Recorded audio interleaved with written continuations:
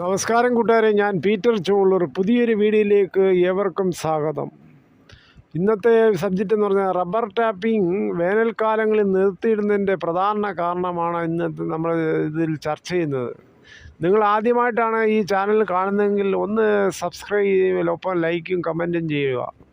കർഷകർക്ക് ഒരു ഷീറ്റ് ഉണ്ടാക്കാൻ എന്തെല്ലാം സാമഗ്രികൾ വേണം? ട്രേ വേണം, ആസിഡ് വേണം, പിന്നെ അത് ഒഴിക്കാൻ ആസിഡ് ഔൺസ് ഇത് കപ്പ് വേണം, പിന്നെ ലിറ്റർ കപ്പ് വേണം.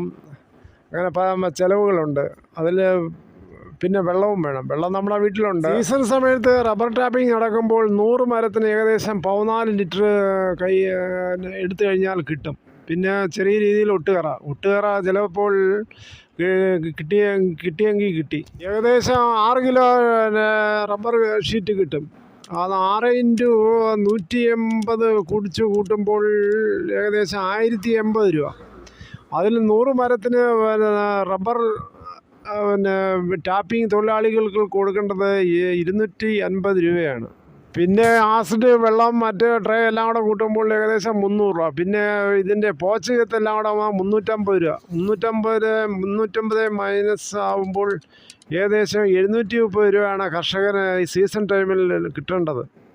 അന്നേരം വേനൽക്കാലത്ത് ഇതിൻ്റെ പകുതിയാണ് കിട്ടിയിരിക്കുന്നത്. നേരത്തെ കിട്ടിയിരിക്കുന്ന 14 ലിറ്ററിൽ നിന്ന് 7 ലിറ്ററാണ് കിട്ടിക്കൊണ്ടിരിക്കുന്നത്. അന്നേരം ഏകദേശം 3 കിലോ ഷീറ്റോളം വരത്തേ ഉള്ളൂ. അന്നേരം എത്ര രൂപയാവും? 3x150 ആയപ്പം 540.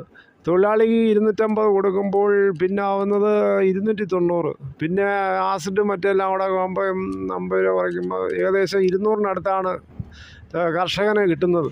വേറെയും കൂടാതെ കർഷകന് ചിലവുള്ളത് ഇത് ഷീറ്റാക്കുന്നതിനെല്ലാം പറഞ്ഞു. അതിന് ഉണക്കിയെടുക്കുന്നതാണ് പാട്. 3-4 ദിവസം നല്ല വെയിലുണ്ടെങ്കിൽ മാത്രമേ നല്ലതുപോലെ ഉണക്കി കിട്ടൂ.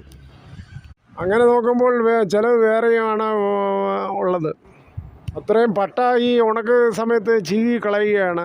അതുകൊണ്ടാണ് മിക്ക ആൾക്കാരും വേനൽക്കാലത്ത് ടാപ്പിംഗ് നിർത്തി വെച്ച് ചൈന ക്ലേ അടിച്ചു വിടുന്നത്. പക്ഷേ ഈ റബ്ബർ ബോർഡ് പറയുന്നത് വേനൽക്കാലത്ത് നിങ്ങൾക്ക് പ്രയോജനമുണ്ടെങ്കിൽ ടാപ്പിംഗ് തുടരുന്നതാണ് നല്ലത്. പക്ഷേ പ്രയോജനമില്ല. ആദ്യം സീസണിൽ കിട്ടുന്നതിൻ്റെ പകുതി മാത്രമേ ഈ വേനൽക്കാലത്ത് കിട്ടുന്നുള്ളൂ. അത് തൊഴിലാളിക്കും കൊടുത്ത് മറ്റും തുച്ഛമായ ലാഭം കിട്ടിയെങ്കിൽ കിട്ടി. അതാണ് കർഷകർക്ക്. മിക്ക കർഷകരും ഡിസംബർ പകുതി അവസാനമാകുമ്പോഴത്തേക്ക് ടാപ്പിംഗ് എല്ലാം നിർത്തി വെച്ച് ചിരട്ടയെല്ലാം ക്ലീൻ ചെയ്ത് വെക്കുകയാണ് പതിവ്.